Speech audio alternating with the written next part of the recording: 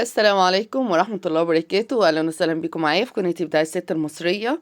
يا ريت لو مشتركتيش في القناة تشتركي وتفعلي الجرس على كلمة الكل، عشان النهاردة معانا فيديو جامد جدا من العلب دي. كنت عند العطار وقال لي باقي شوية صغيرة، فخدي بقى البرطمان بالمرة وإيه، واداني بقى العلبة الجميلة ديت. قلت هعمل لكم بيها حاجة جميلة جدا. عندي هنا قطعة قماش قطيفة ولونها جميل جدًا، وزي ما أنتم شايفين هي مش قطعة واحدة، هُم قطعتين. يعني شوفي، من بواقي قماش كمان ممكن تعملي حاجة حلوة أوي. مش لازم تبقى حتة سليمة على بعضها أو حتة كبيرة، لأ، أنتِ ممكن تعملي بأبسط الحاجات حاجات جميلة جدًا. أول حاجة هاعملها، أنا جبت قطعة قماش على قد العلبة بتاعتي من جوّه، زائد نُص، زائد زي سنتي أو 2 سنتي من جوّه كده، وإيه لحد الحتة اللي أنا وريتها لِك من برّه كده. جبتها بقى وهاقفّلها من الجنب علشان خاطر أعرف أغلِّف بيها العلبة بتاعتي من جوّه. أنا خلّيت اللون الغامق السادة ده من جوّه كده، وخلّيت المنقوشة التانية هاخلّيها من برّه زي ما أنتم شايفين. كده أنا رُحت حاطاها بعد ما قفلتها بقى وعملتها بالشمع كويس، رُحت مغلفاها كده زي ما أنتم شايفين، وأروح مطلّعة الإيد لفوق علشان الإيد دي هنعمل لها حاجة جميلة دلوقتي. خدت بس إيه بالمقص حتة صغنونة كده علشان خاطر إيه، نعدّي منها الإيد ونقدر إن إحنا نقفّل العلبة بتاعتنا مضبوط. امشي بس على الخطوات كده هتطلّعي معاكِ حاجة جميلة جدًا، حتى لو أنتِ مبتدئة ومش بتعرفي تشتغلي بمسدس الشمع ولا بتعرفي تعملي إعادة تدوير. هتروحي عاملة كده بالمسدس عند الحتة اللي جوه دي، وتروحي ايه، متخرة القماشة لجوه كده علشان خاطر تبقى متقفلة معاكي مظبوط، ونقدر ان احنا نشتغل الشغل اللي بعد كده كمان يطلع معانا مظبوط. هعمل بقى داير ما يدور على الجزء كله زي ما انت شايفة كده لحد ما اخلصها خالص. واهم حاجة، بُصّي، هنا برضه خدت كده جزء كده بالمقص حتّة صغنونة خالص، يعني زي نُص سنتي بس كده، إن أنا أعدّيها وإن أنا أقدر إن أنا أقفّلها من تحت كويس. كده بقى أنا خلاص خلّصتها كلّها أهوّة، وهاقفّلها كمان من جوّه هاورّيكِ دلوقتي. هاجيب معايا الجزء بتاع الغطا. طَب هاعمل بيه إيه، هاقص كده قطعة على قد المساحة اللي في النُص بتاع الجردل من جوّه، وهاروح مغلّفاها برضه بقماشة من القطيفة بتاعتنا ديّة، وأروح مقفّلة عليها من جوّه، هتبقى كده تمام. بُصّي، سهل جدًا إن أنتِ تقصّيها بالمقص، أهم حاجة بس الدخلة الأولانية دي، وبعدين تروحي جايبة المقص وماشية عليها كده، هتدّيكِ بُصّي، هتدّيكِ المقاس. أهم حاجة تطلّعي المقاس اللي أنتِ عايزاه من جوّه بالضبط، لا تبقى أكبر ولا تبقى إيه، أصغر. أنا حبّيت بس إن أنا أورّيكِ إن هي بتتقص بالمقص بكل سهولة. تبتدي بقى إن أنتِ تغلفيها بالقماشة كده، ونروح زانقينها جوّه كده وعاملينها بالشمع، هتعمل معاكِ جميلة جدًا. هاجيب بقى معايا القماشة بتاعتنا ديّة، وابتدي إن أنا أغلف بيها من برّه. القماشة ديّة طول البرطمان أو طول الجردل أو طول أي حاجة أنتِ شغّالة عليها، ثبّتِ بس كده حتّة من فوق وثبّتِ الجنب كلّه معايا، وهاشتغل من فوق كلّه وأثبّتها. بجد ألوانها حلوة أوي، وملمس القماشة كمان القطيفة بتاعتها شكلها حلو جدًا، وملمسها حلو أوي.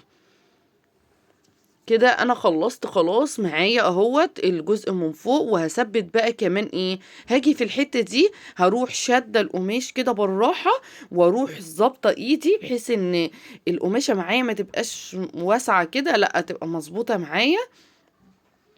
يعني مش لازم تعمليها في كل الاتجاهات بالشمع، لأ، أنتِ ممكن تخلّصي من فوق وتروحي شادة، بس أهم حاجة تثبّتي الحرف الأولاني.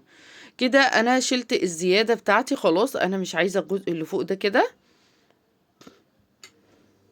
كده أنا خلاص خلّصت كده وقفّلت. طيب من تحت بقى، بُصّي شكلها والله تحفة، إن شاء الله أمّا هتخلص كمان هتعجبِك جدًا. هاجي بقى في الجزء اللي تحت دوّة عشان يتقفّل معايا مضبوط من كل الجوانب كده، هتاخدي بالمقص كده زي ما أنتِ شايفة من كل الجوانب، هتاخدي كده بالمقص لحد تحت شوية علشان خاطر لما نيجي نقفلها ما تبقاش ايه فيها كلكعة او كده، يعني تطلع معايا مظبوط. انتي هتشوفي كمان دلوقتي اما هخلصها هتلاقيها معايا مظبوطة جدا، وما فيهاش اي كلاكيع او فيها حتة مضايقاكي او كده، لا.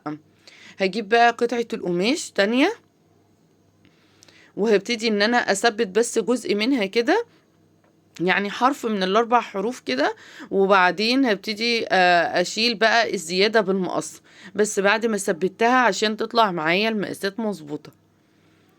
كده هقفل كده زي ما انتوا شايفين اهوت. حطيت شمع كده حلو علشان خاطر اقفل معايا الشغل من تحت. بصي بقى متقفلة من تحت ولا كأن في اي حاجة. هاجي بقى، طيب هنا هعمل ايه؟ بصي انا قفلتها من جوه اهو زي ما قلتلك، وقفلتها من بره تمام. عندي بقى الخيط اللي لونه بيج ده خيط مكرمية. عندك خيط خيش هيبقى جميل جدا. عندك خيط صوف، بس اهم حاجة الدرجة بس عشان تبقى ماشية مع درجات القماشة اللي انتي بتعمليها. فزي ما القماشة اللي معاكي ألوانها موجودة، فانت هتعملي على الألوان اللي عندك. يعني ممكن تبقى القماشة على ألوان أزرقات مثلا، على ألوانات تانية، على أخضر. فممكن لو ما فيهاش بيج ممكن تعملي بألوان صوف أو ألوان خيط تانية خالص. فالالوان والقماشه والشكل ده بتاعك انتي، بس انا بديك الفكره وانتي بتنفذيها انتي بقى بطريقتك وبخاماتك وبذوقك انتي، واكيد هتطلع الحاجه من ايدك احلى واجمل كمان. كده انا حطيت الخيط زي ما انتوا شايفين كده على الحرف من فوق وعلى الجناب، على الجنب دوت، وهعمله برضو على الجنب التاني. هتطلع معاكي جميله جدا ان شاء الله. زي ما انت شايفه كده عملت بقى هنا الخيط بالطريقة ديت كده، ورحت ماشية برضو عليها بمسدس الشمع الأول، وبعدين رحت لازقة الخيط. الخيط ده بقى اللي هيدينا الديكور بتاعنا كله. طيب لو انت ما عندكيش خيوط خالص، وعندك مثلا دانتيل او عندك ستان او كده، ممكن تشتغلي بيه. بس بصراحة الخيط هنا اداني الفكرة شكل حلو قوي. هاجي كمان على الجزء دوت كده، همشي عليه بالخيط كده داير برضو ما يدور، او حوالين المربع بتاع العلبة التحفة بتاعتنا ديت. زي ما انت شايفة كده. اهم حاجة خلي بالك من الشمع يا جماعة بلسعته صعبة جدا، فخلي بالك وانت تلزقي تمام، وتشدي الخيط بتاعك بالراحة كده، ما تشديهوش قوي علشان خاطر ما بوظيش اللي انت عملتيه. كده انا خلصت الجزء دوت. هقص بقى الخيط واقفلها كده تمام، واكد عليها علشان تبقى مظبوطة. وهجيب كمان الخيط، هعمل بقى ايه؟ شفتوا الحتة اللي احنا قفلنا فيها كانت بداية القماشة اللي تحت ونهاية القماشة اللي فوق؟ هنمشي عليها كلها برضو زي ما انتوا شايفين كده بالخيط. بصراحة الخيط دوت مع القماشة اداني منظر جميل، وفينش كمان حلو قوي. بصراحة محدش شافها الا ما عجبته. الواناتها جميله، ملمسها لطيفه كمان، قماشه قطيفه جميله قوي. دي ممكن تبقى قماشه مثلا اي حاجه، حته من دفايه، حته من حاجه قديمه عندك قطيفه برضو. المهم تبقى شكلها حلو وجميلة زي ما احنا ما بنشتغل كده بالظبط.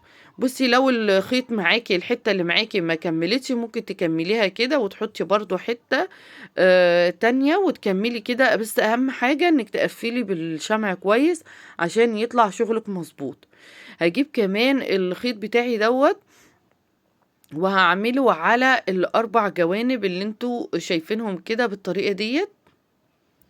بس كده خلصت. هقص بقى واعمل على الجانب التاني كمان. بصي سهل جدا شغلنا، بسيط قوي، وتقدري ان انتي تعملي من حاجة بسيطة ومن ادوات بسيطة جدا. يعني تخيلي من حتة قطيفة، حتة قماشة قطيفة وحتة خيط والمسدس الشمع، بس احنا عملنا حاجة تحفة بالجردل دوّة، واستغليناه استغلال جميل جدًا، وعملنا بيه جردل تقدري إن أنتِ تستعمليه في استعمالات كتيرة جدًا، تقدري إن أنتِ تحطّي فيه حاجات كتيرة أوي، وتستعمليه في حاجات أنتِ تقدري إن أنتِ تستفادي بيها.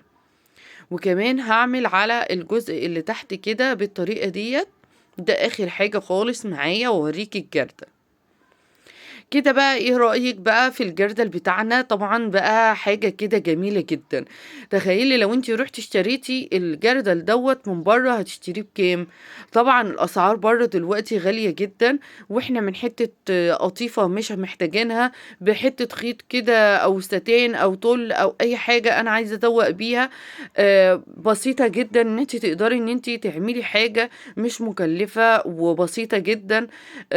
من حاجات يعني المفروض إن إحنا نرميها، يعني أنا وريتِك القماش في الأول، حتت قماش أنا مش محتاجاه، يعني قطع كمان، مش قطعة واحدة سليمة على بعضها، لأ دي قطع كده مش محتاجاها، بدل ما ترميها تعملي بيها حاجة جميلة جدًا. ما تنسيش تعملي share ولايك، والسلام عليكم ورحمة الله وبركاته.